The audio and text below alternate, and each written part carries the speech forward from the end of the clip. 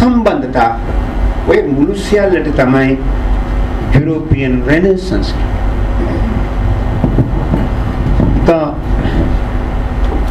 දීර්ඝ කාලයක් තිස්සේ මානවයා විශ්වාස කළ පෘථිවිය පැතලී ඒක රවුම් නෑ පැතලී පෘථිවිය තමයි විශ්වයේ මැද සූර්යයා පෘථිවිය වටා ගමන් කරන වහින්නේ පායන්නේ දෙවියන් වහන්සේගේ කැමැත්ත අනුව අකුණු කොටනවා කියන්නේ දෙවියන් වහන්සේ කෝප වෙලා ගිනි පිට කරන. එහෙම හිතාගෙන හිටිය දීර්ඝ කාලයක්. තවමත් එහෙම හිතන අය. බොහොම ලෝකේ තාම විද්‍යාවෙන් දිනුවට ගිය ඇමරිකාවේ ජනගහනය මේ මෑතකදී සමීක්ෂණය කියුණා 140ක් හිතනවා මේ පෘථිවියේ දෙවියන් වහන්සේ නැවුවේ මීට අවුරුදු 10000කට කලින් කියලා. මිනිසෙකු සඳ මත පා තැබූ ಜಾති ජනගහනයේ 140ක් හිතනවා මේ පෘථිවිය දෙවියෝ මැවුවේ අවුරුදු 10000කට කලින් කියලා. ඒ නිසා ඒ පැරණි දැනුම මුළුමනින් ගියේ නැහැ ලෝකෙන් අවසුන්නේ නැහැ. The European Renaissance එකෙන් උනේ ඒ පැරණි චින්තනය මිනිසා ප්‍රශ්න කරන්න ගත්තා. ඒ ප්‍රශ්න කිරීම සැක කිරීම නිසා අලුතින් හිතන්න පටන් ගත්තා. ඔබ දන්නවනේ අර සුප්‍රකට කතාව අයිසැක් නිව්ටන් සාමාන්‍ය මිනිහෙක්. එයා ගෙදර බලන් ඉන්නකොට ඇපල් ගහේ ගෙඩියක් බිමට වැටුණා. එයා අප සාමාන්‍ය ජීවිතේ නෑ කොහොම සරල සිදුවීම. ඔහු කල්පනා කළා ඇයි ඒ ගෙඩිය උඩට යන්නේ නැතුව පොළවට ආවේ. එතනින් තමයි ඔහුගේ ගුරුත්වාකර්ෂණ න්‍යාය උපත ලබන්නේ. මෙන්න මේ ප්‍රශ්න කිරීම නිසා අලුත් චින්තනය අලුත් අදහස් මතවාද දේශපාලන ලෝකේ ආර්ථිකේ වෙළඳාම ආගම කලාව සාහිත්‍ය නවකතා ඒ හැම ක්ෂේත්‍රෙ ඔබ අහලා තිනේ කොපර්නිකස් සහ ගැලීලියෝ වගේ ඒ තව විශාල පිරිසක් ඉන්නවා. අපි ඒ සියලු දෙනා නම් කියන්න බෑ. ඒ දෙන්නා මේ ගවේෂණ වලින් ඒ නිගමනය කළා පෘථිවිය පැතලි නෑ. මිස්රාදනයකට පොඩ්ඩක් කතා. පෘථිවිය පැතලි නෑ. පෘථිවිය ගෝලාකාරයි. මෙහෙම හිතනකොට එදා තිබුණු බල අධිකාරය පල්ලි චර්ච් එකට විරුද්ධ වෙලා එක චින්තකෙක් කුළුස්සල මැරුවා. ගැලීලියෝට බල කරා දේවස්ථානදී චර්ච් එකේදී දිවුරන්න කියලා පෘථිවිය පැතලි සූර්යයා පෘථිවිය වටා ගමන් කරනවා. පෘථිවිය තමයි විශ්වයේ මැද කියලා. ගැලීලියෝ තමන්ගේ පැරණි සගයට වෙච්ච ඉරණම ගැන දන්න නිසා දිවුරුවා. දිවුරලා එළියට එන ගමන් අනිත් කෙනෙකුට කිව්වා මම දිවුරුවට ඒක එහෙම තමයි වෙන්නේ කියලා. ජන ඉර පොළොව වටා යන්නේ පොළොව පෘථිවිය. මේ චින්තනයේ ප්‍රතිඵලයක් වශයෙන් ඒ යුරෝපා ජාතීන්ගේ අලුත් පිබිදීමක් ඇති වුණා.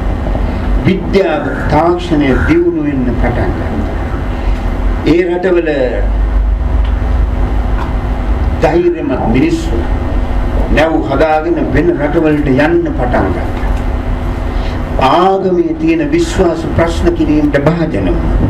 ක්‍රිස්තියානි ධර්මයේ මූල ධර්ම අනුව සල්ලි පොලියට දීම පාපයි. දැන් ඒක පිළිගත්තම මොකද වෙන්නේ?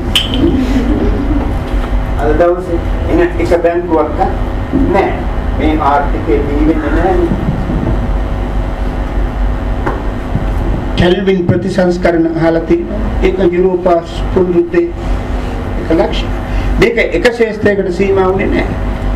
මයිකල් ඇන්ජලෝගේ චිත්‍ර එන්නේ ඒ යුරෝපා පුරුද්දේ ප්‍රතිඵලයක් ඔස්සේ. ගතේ ඩාන්තේ වැනි කවි බිහි වෙන්නේ ඒ ප්‍රතිඵලයක් ඔස්සේ. මැකියවෙලි වගේ දේශපාලන චින්තකයෝ බිහි වෙන්නේ යුරෝපා පුරුද්දේ ප්‍රතිඵලයක් වශයෙන්. දැන් අපිට මම ස්මතු කරන්නේ යුරෝපා පුනරුදය නිසා යුරෝපීය රටවල ඇති වුණු අලුත් ජවය චින්තනයෙන් ගවේෂණයෙන් නිර්මාණ වලින් ඒ රටවල ජනතාව සෙසු රටවල් වලට යවන්න සෙසු ලෝකයේ අඳුන ගන්න පෙළඹෙනවා. ඒ නිසා ලෝකේ රටවල් උදකලාව තිබූ සමාජය එකට එකතු වීම ආරම්භ වෙනවා. ඒ තමයි අන්තර්ජාතික සබඳතාවල ආරම්භය. මුල. ඒකෙන් විතරක් නෙමෙයි තව සාධක රාශියක් තියෙනවා. එතකොට එක යුරෝපා පුනරුදය European Renaissance. දෙක mercantile capitalism එහෙම නැත්නම් වාණිජ ධනවාදය.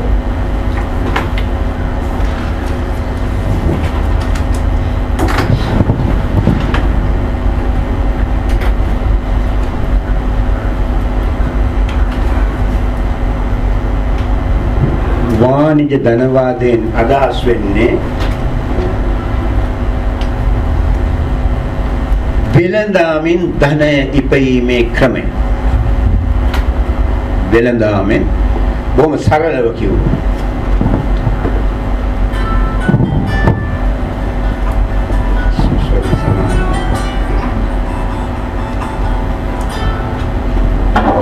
මම ක්ලාස් එකේ ඉන්නේ මම පාස් කතා කරා.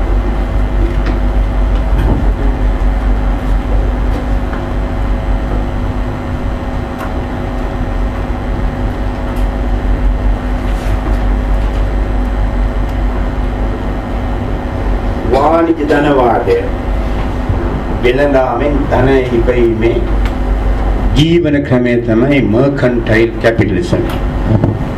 යුරෝපා පුනරුදය නිසා අලුත් පණක් ලැබපු යුරෝපීය රටවල මිනිස්සු පටන් ගන්නවා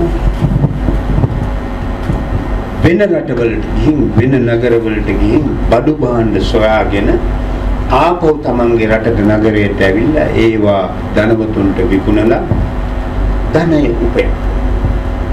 දැන් ඒ බටහිර ජාතීන් ඊට පස්සේ එක එක රටවලට ගිහින් මොනවද ඕන් හෙව්වේ? කුළුබඩු, ඇද්දල, මුතුමැණික්, රන් රිදි, රෙදිපිලි ඒ ආදී.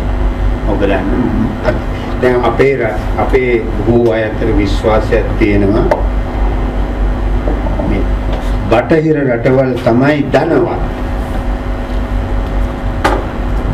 අපේ රටවල් ඉන්දියාව, ශ්‍රී ලංකාව, චීනය හැමදාම දුප්පත්, වැඩවසම්, පසුගාමී රටවල්.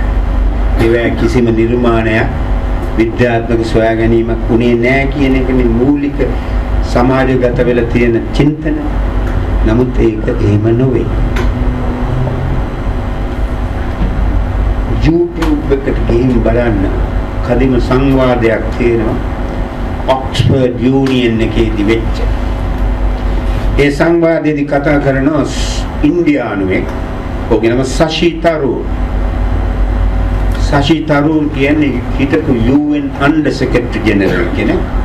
දැන් ඉන්දියාවේ කොංග්‍රස් පක්ෂ මන්ත්‍රී කෙනෙක්. හරිම උගත්. එයා ඒ කියනවා ඉංග්‍රීසීන් ඉන්දියාවට එන විට ඔබේ විග්‍රහ වලට මේ කරුණ හරි ප්‍රයෝජනවත්. ඉංග්‍රීසීන් ඉන්දියාවට එන විට ඉන්දියාවේ කාර්මික නිමැවුම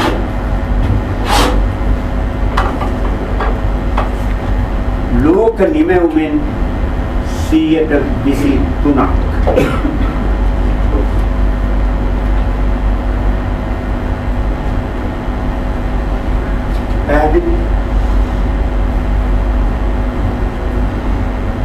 India share 23% of the world's total industrial output. Increasing India. Increasing India when Yanavita.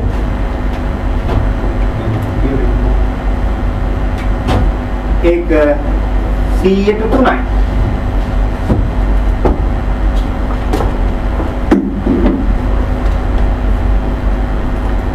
ඉන්දියාව දුප්පත් නෙමෙයි තිබිලා තියෙන්නේ. ඉන්දියාව දුප්පත් වුණා කළා. මම මෙතන කියන්න ඔබට හදන්නේ වාණිජ ධනවාදයේදී මෙහෙට ආවම තිබුණ සොයාගෙන යන්න බඩු බහන්න. ඔබ අහලා තියෙනද වස්කෝ ද ගාමා ඉන්දියාවට ගොඩ බැස්සහම කරපු ප්‍රකාශය හරි ප්‍රසිද්ධයි. කුමක්ද ඔහු කියන්නේ? අපි එක් අතකින් කඩුවද අනෙක් අතින් බයිබලයේද රැගෙන ක්‍රිස්තියානීන් සහ කුළුබඩු සොයා ආවෙමු. හරිද? අනිත් එක මේ වගේ තරග විභාගවලදී ඔබේ පිළිතුරු වලට quotations and සාරවත් quotations බිනවකවාන හරියටම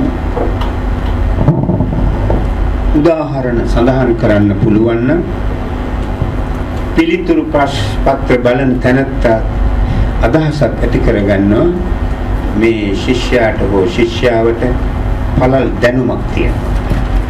ඒක ඔබට ධන ලක්ෂණ. උපරිම ලකුණු දෙනවා විතරක් නෙමෙයි ලකුණු දෙන්න පෙළඹවීමක් ඇති කරනවා ඔබේ ඒ දැනුම. හැබැයි ඔබ විවහාර කියන්නේ වනල ගහනවා කියලා. එහෙම තිබුණොත් එයා තියෙන ලකුණු ටිකත් අත්‍යත් කරුණු වලට දෙන ටික අඩු වෙන්න ප්‍රවණතාවක් තියෙනවා. ඉතින් මේ වගේ බොහෝ කියමන් තියෙනවා.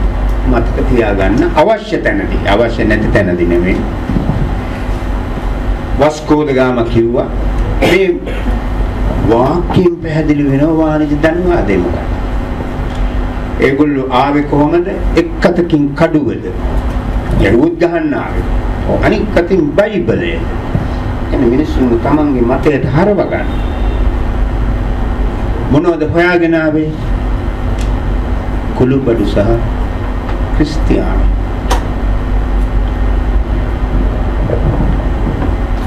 ක්‍රිස්ටෝෆර් කොලම්බස් ඇමරිකාව හඳුනා ගන්නවා 1492 දී.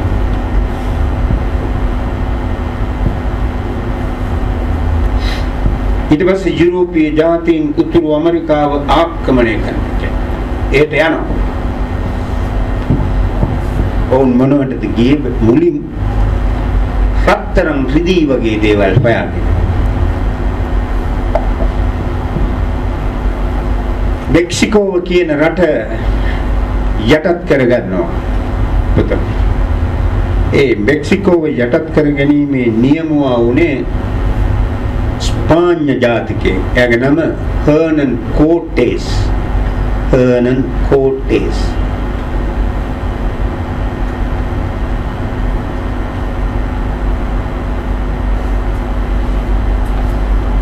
එයා එක වෙලාවක කියනවා we Spanish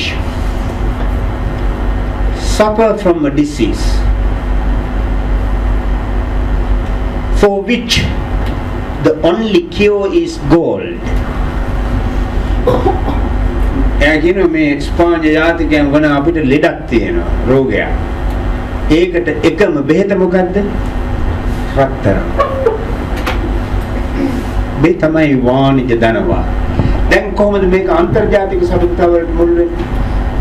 මෙහෙම වෙන රටවල මිනිස්සු තව රටවලට යනකොට වෙනදා සංස්කෘතිය අදහස් වමාරු වෙනත් සබඳතා ඇති වෙනවා.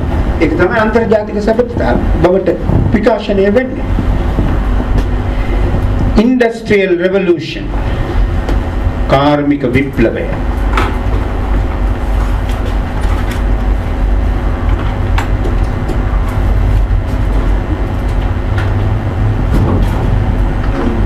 දැන් මම ආරම්භයේදීම ඔබට කිව්වා මම හැම විටම උත්සාහ කරනවා එක කරුණක් ගැන කතා කරනකොට තව සෑහෙන තොරතුරු ඔබට දැනුම අත් කර දෙන්න. මේ ඔබ වැය කරන කාලේ මුදලින් ඔබට උපරිම ප්‍රයෝජනයක් ලැබෙයි. ඒ නිසායි මම බොහෝ විට ප්‍රධාන මාතෘකාවෙන් එහාට යන්නේ. නමුත් මතක තියාගන්න ඔබත් මේ විදිහට එහාට ගියාට ආපහු ප්‍රධාන මාතෘකාවට එන්න. කාර්මික විප්ලවය